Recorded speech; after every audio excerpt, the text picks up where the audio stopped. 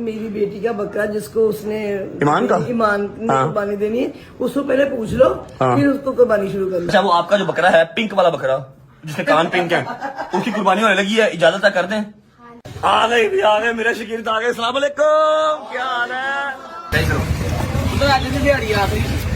डरते नहीं लग रहे अच्छा उस्ताद नूं लग रहा तू फड़ ला फिर ठीक है। राती शादी ने एक बंदे को मार काड़ी पाई क्यों बंदे पल्ले 8000 की रोटी खा के आंदा एंड ते चाह मेरे लो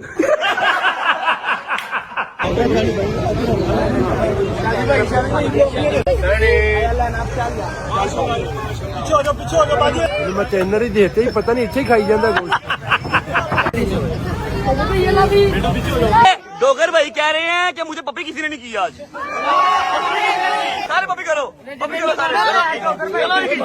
चलो मेरे कहने पे ना आपने डोगर से हाथ मिलाना जैसे आप मिक्सम मिलाते हैं अब चलो जी